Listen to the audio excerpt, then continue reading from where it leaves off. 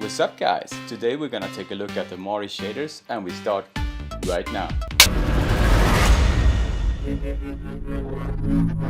Shaders. Let's take a look at shaders.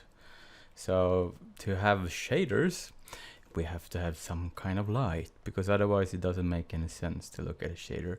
So let's enable this environment light here, and let's forget about the environment light as well. So shaders, here we have it. Here's the menu. I shove it over here. I'm very brave today. So here we have shaders. So if you look at with specular, and why not, yeah, specular. So you have a few options here.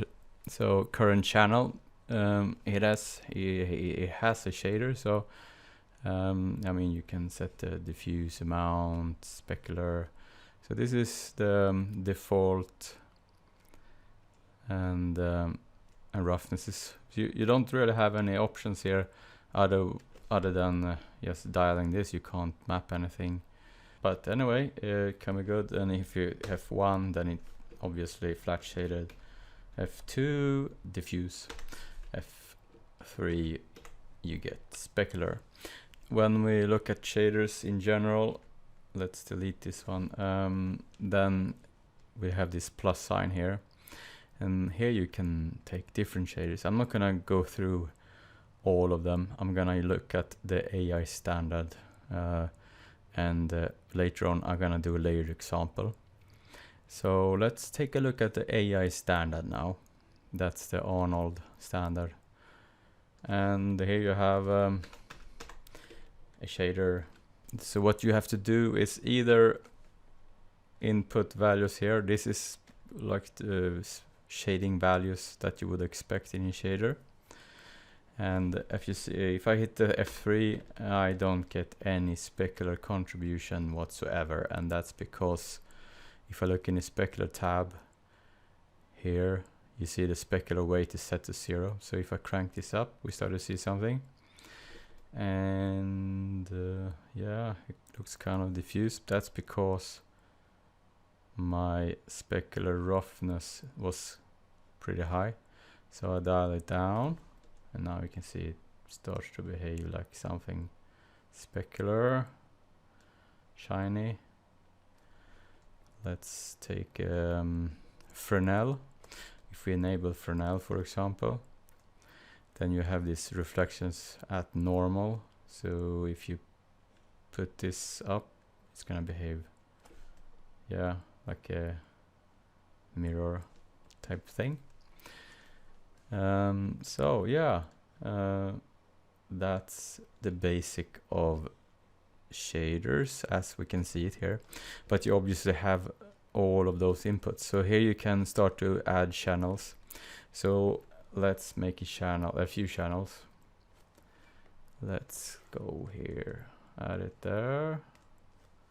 So diffuse, in my example, it's just a gray shaded thing here. And let's hook it up into the shader. Diffuse color, let's take the diffuse. And let's look at the AI standard there. So we see, well, we have something there that's already painted a little there. So let's look at what makes sense is to have like a roughness value or a roughness channel. So let's make it a roughness channel. So roughness is a scalar value. So let's make a scalar channel. Roughness. Let's make it 2K, 8-bit, 16-bit scalar. Let's make it. Let's actually make it something that's kind of shiny from default.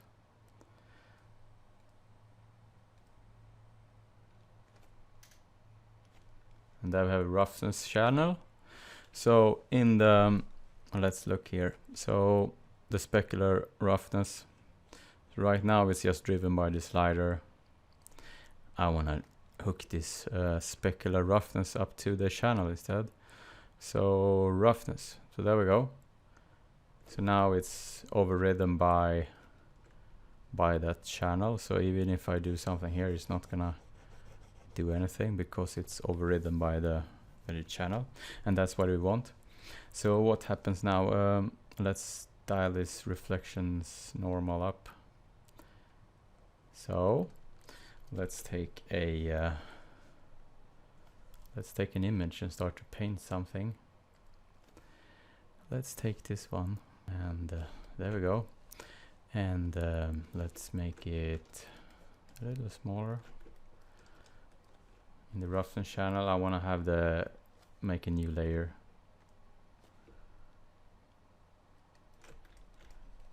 So there we can see that if I start to paint in that. So what I want to do now is actually paint with a gray value. So let's go into the painting tab. Take the source gray, desaturate this. So now it's gonna be a value from just a grayscale because it's only what's needed for the roughness channel. So it's like a breakup map.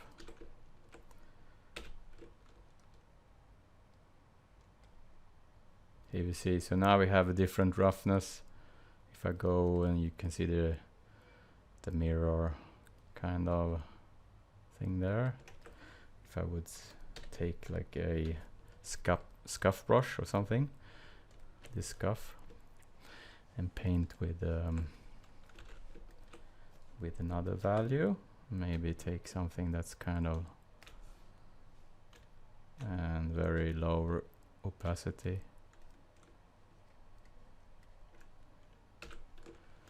So this is a way to tune like reflectivity on your surface roughness values. So now see, now it's starting to look like it's a brushed kind of weathered metal surface. Stuff like that. Maybe some scratches.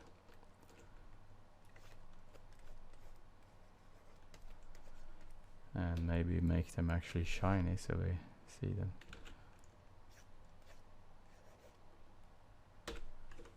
And dial it. So there you see. So now we have a breakup on the roughness. So let's imagine we want to add like bump to this as well. So let's make another roughness, scalar channel. Let's make it bump. So 2K scalar, yes, fine and dandy. Let's take something here. See what happens with this one. See? Yeah, why not? We can use this as a tiler, I think. So let's go to the channel bump. Let's look at, so hit F1. I want to use a tiled. Let's take a tiled procedural and just drag that one into there. So now all of the objects gonna be flooded by this tiled texture. Let's take repeat 2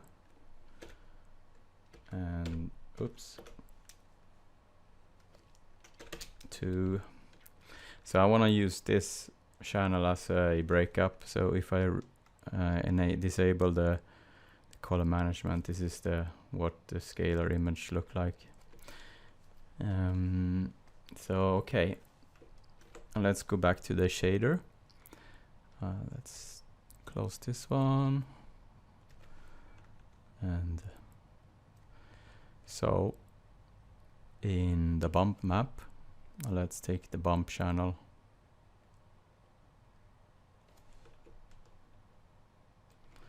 and we have to look with shading. So now we see here we have a bump breakup as well as the specular. So now we can see it starts to look kind of interesting, the effect of this. And we can dial the bump. So down here in the bump you have a checkbox here. This is the strength of the bump. So obviously this one looks now like it's way too much. So yeah, fast and accurate. Accurate is gonna be a little more expensive, but it's gonna be a little funner result. Yeah, so there we see. Maybe let's make a layer over the bump, and we can start to paint some scratches into the bump. Actually, let's shift so we have paint with black. So now it looks like it's scratched in the bump as well.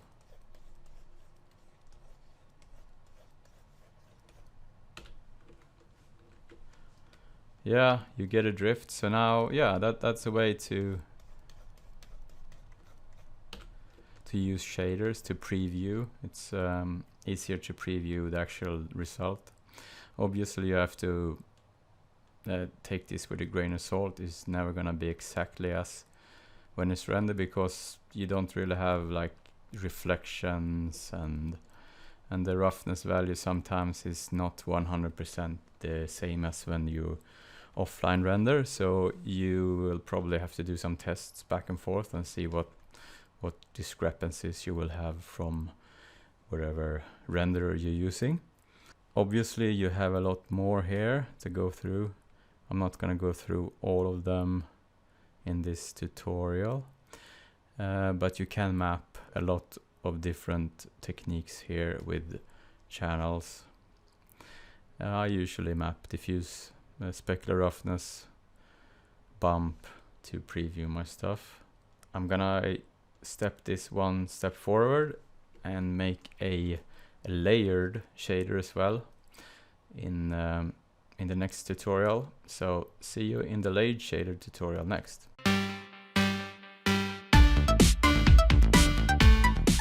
Okay, so layered shading. Before I look at the layered shading, let's look at some of the actual features here. So we went through the current channel in previous tutorial, and layer and below. This is actually what those three are. So you see, if I hit this one changed to that.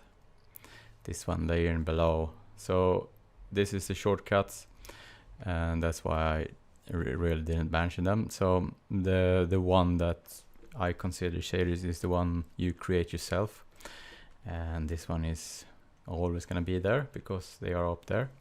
So yeah, some of this is also shortcuts for the same options, so they are like in 4 or 5 places, 3 actually. Let's see, I don't sync shaders across all the objects. I guess that's if you have a lot of objects in the scene, you can sync it. I don't really work that way, but anyway, it's there. This one is also something I don't really use actually. What is it? Let's see, the tooltip, remove shader. Yeah, well, you can remove a shader, or you can just right click and remove it. Okay, so let's look at the layered shader now instead. Let's get the show going. So if you go to this plus sign and set it to layered, and then you get a mask format. So this is it's the mask between the shaders that you define here and what size it will have. Let's take 2K for this example and hit OK. So we get a new option here. It's called layered, and the way the layered shaders work is you go here, you get an additional tab here that called shader layers. So it's like this one contains layers. So now we're inside this layer shader. If I go to this tab, and let's make two shaders. Let's make the AI standard as the base shader. We can set up the same kind of shader as the previous. So let's take the diffuse. And let's make the specular roughness. There we go. Let's add bump map. And there you go.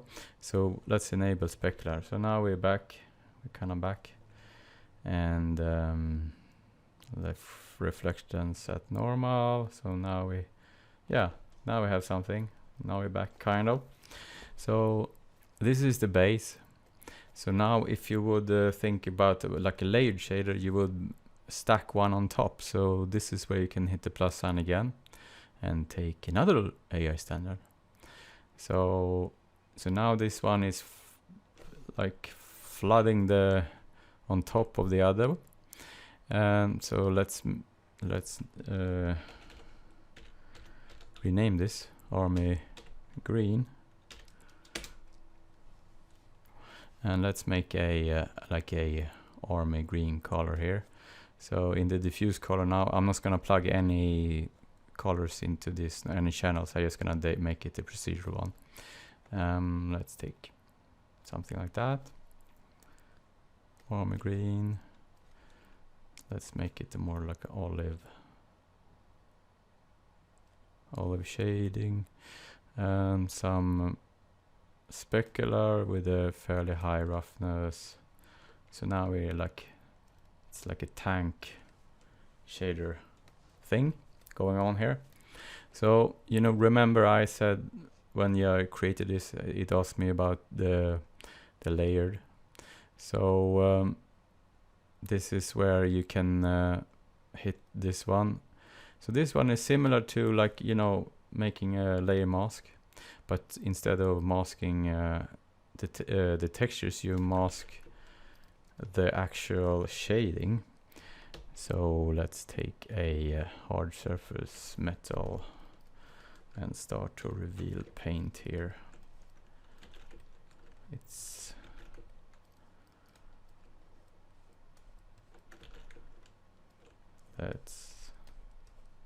do something like that.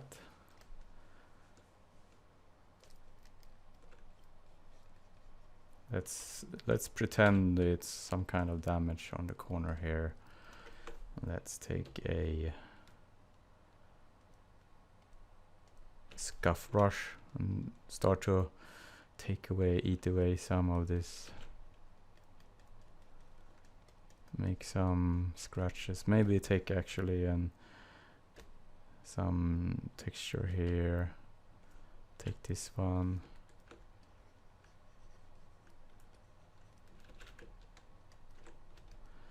And let's make it a really high contrast painting.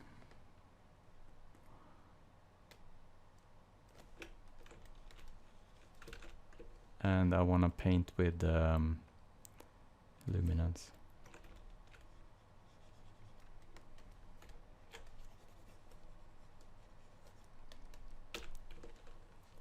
So there we go. There's an example of a layered. Oh, I'm painting through the object. You can see it down there. You can see my previous tutorial about masking and painting. So if you get this happening, you are painting through the object, and that's something I didn't really want to do, but it happened. Let's crank the values up so I get even more contrasty one.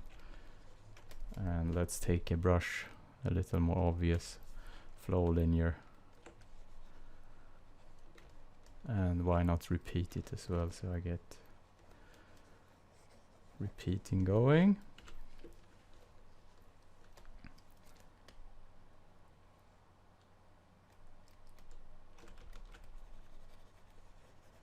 So there we see, now we have a layered shading going.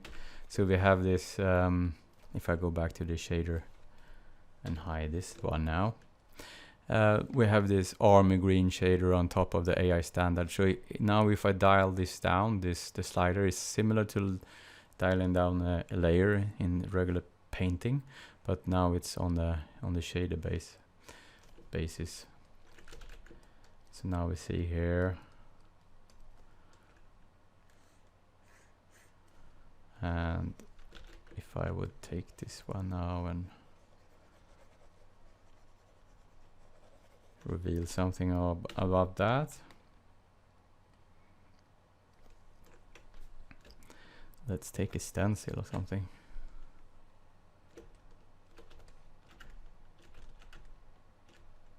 Or takes the stencil that's kind of already destroyed a little. Not this one. Yeah, this one can be cool. I have to set it to stencil. So now we start to break this up.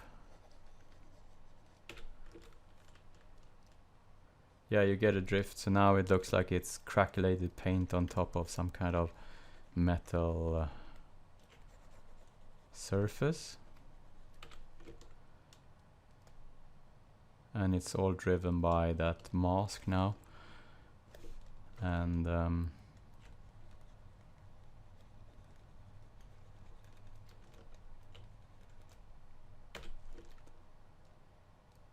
yeah, so that's layered shading, what you can do with it. And obviously you can map now on the top layer, map all of the channels here as well. A caveat though is this can become really heavy, especially if you use bump maps and a lot of stuff, because it has to evaluate those two and make like a shader that displays on the channel on your screen. So yeah, but at least you can preview stuff like this, and maybe make a simpler preview channel, and yes, use your mask.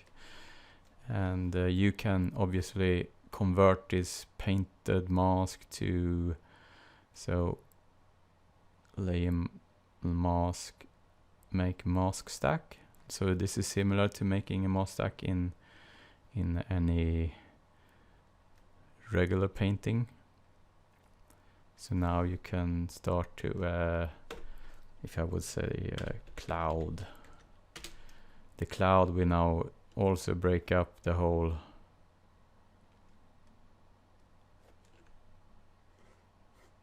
and let's say add.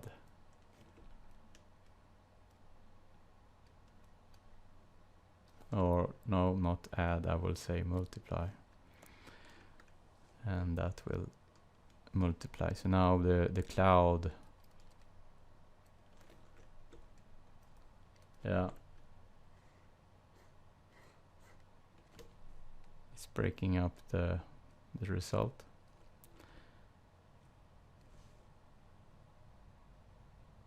Here we see the cloud. It's not the best thing to demonstrate with the cloud, but you see you can add layers inside that layer mask to break up the actual effect of this.